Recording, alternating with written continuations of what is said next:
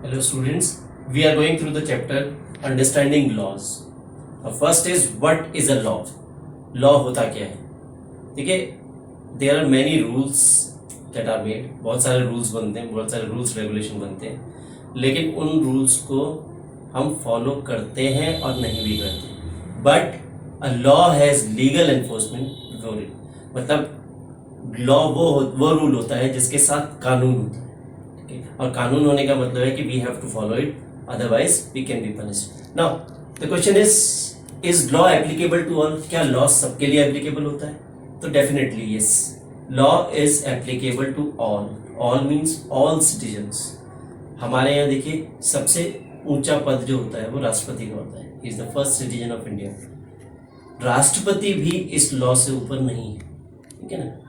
Although the president cannot be executed directly because of his post. अपनी post की वजह से राष्ट्रपति को डायरेक्ट किसी लॉ के अंदर नहीं लाया जा सकता, लेकिन उसके लिए प्रोविजन ये है कि he can be impeached, he can be removed from his post and then a legal action can be taken against him. मतलब उसको उसकी पोस्ट से महाभियोग कहते हैं इसको, इम्पीचमेंट. तो इम्पीचमेंट के थ्रू हटाया जा सकता है राष्ट्रपति को, and that is again a procedure of parliament. Parliament इसको कर सकती है, और ये इजी प्रोसीजर नहीं है. अभी तक भारत में किसी भी राष्ट्रपति के अगेंस्ट ये इम्पीचमेंट नहीं लगा है, ठीक है. तो even the president is not above law. तो लॉ के अबव जो है वो प्रेसिडेंट भी नहीं है, ठीक है. During the time of British के टाइम में क्या होता था कि laws were applied differently. Law जो अप्लाई किए जाते थे वो डिफरेंटली अप्लाई किए जाते थे. ब्रिटिशर्स के लिए अलग लॉ थे, इंडियंस के लिए अलग लॉ थे. इंडियंस में भी बाद में उन्होंने डिवाइड करने के लिए अलग अलग कानून बना दिए कि इस रिलीजन को ये कानून, इस रिलीजन को ये कानून. इस तरह से क्या हुआ कि the laws they were not implemented equally to all.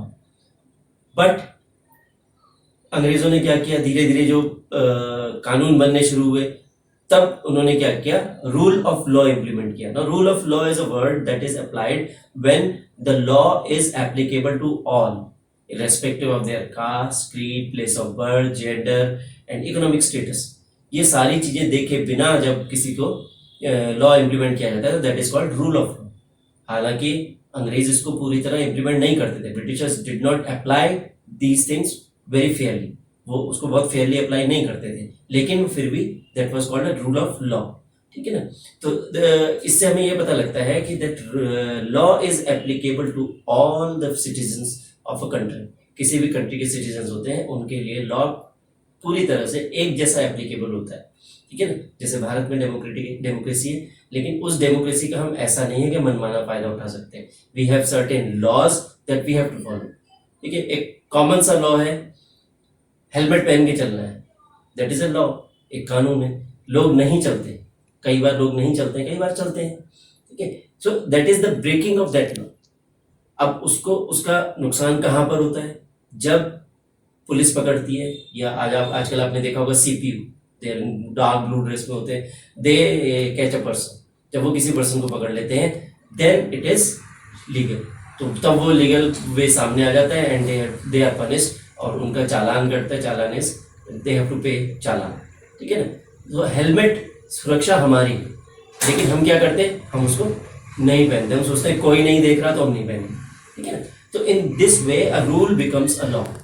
भाई ट्रैवलिंग के लिए, मतलब टू व्हीलर की ट्रैवलिंग के लिए रूल है कि आपके पास सेफ्टी होनी चाहिए, लेकिन वो सेफ्टी भी लोग फॉलो नहीं करते, इसलिए उसको लॉ बना दिया गया, उसको कानून बना दिया गया. तो that way this law is to be followed. जब ये फॉलो नहीं किया जाता तो पुलिस क्या करती है, पकड़ती है, चालान काटती है, ठीक है ना. In this way we have to follow rules as laws, ठीक है ना.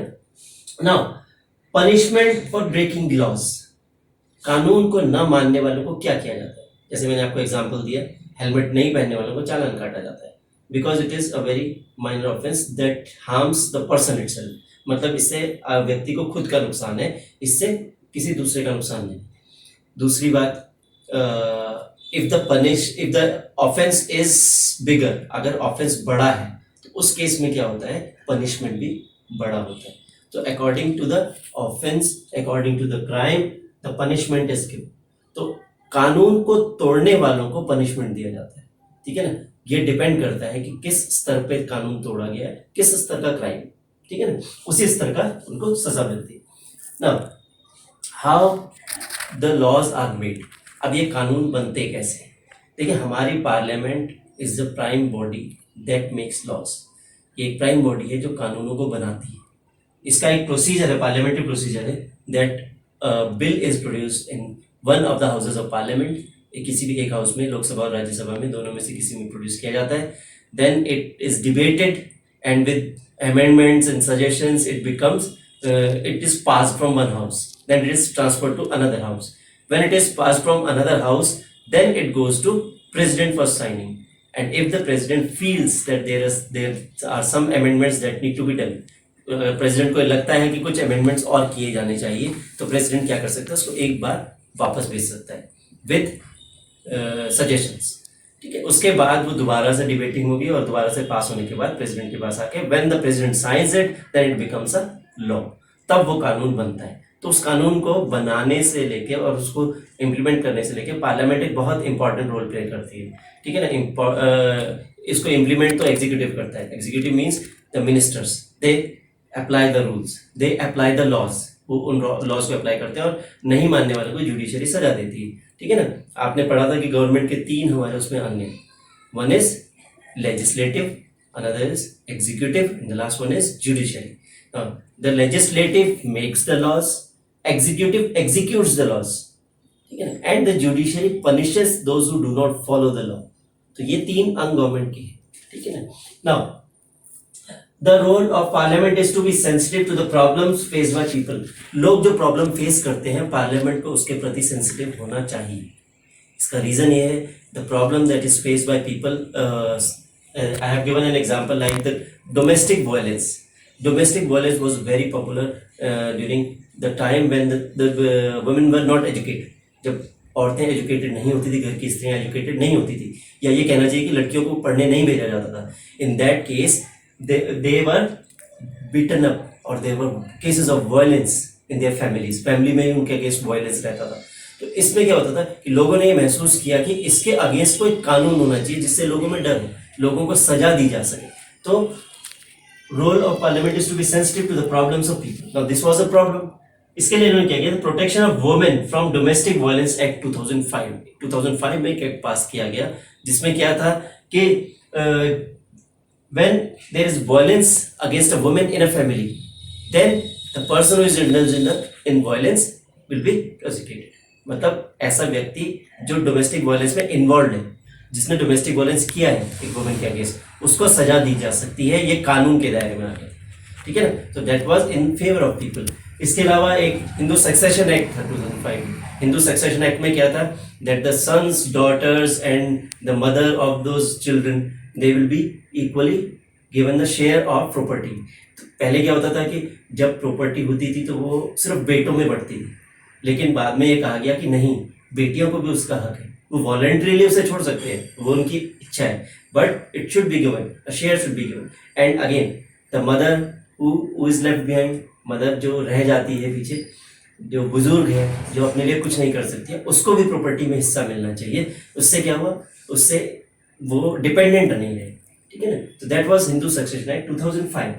Now at times parliament passes certain laws that are unpopular.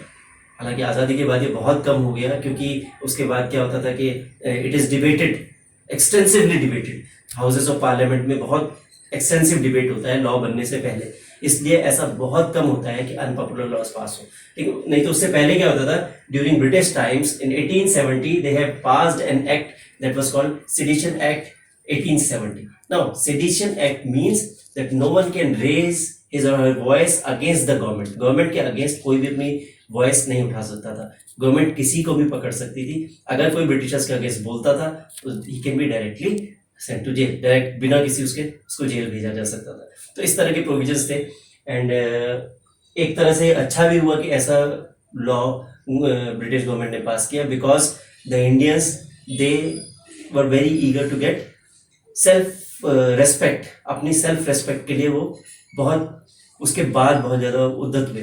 उन्होंने ये सोचा कि हमें भी सेल्फ रेस्पेक्ट मिलनी चाहिए। They want recognition in the government also. वो चाहते थे कि ब्रिटिश गवर्नमेंट हमारे यहाँ जो शासन करती है, हमारे ऊपर शासन करती है, तो we should be recognise by them, हम उनके द्वारा रिकॉग्नाइज किए जाए, उनको हमारी हमारे स्थान का पता हो, हमारी जगह का पता हो, ठीक है ना। तो इस तरह से these are the notes of laws. Thank you.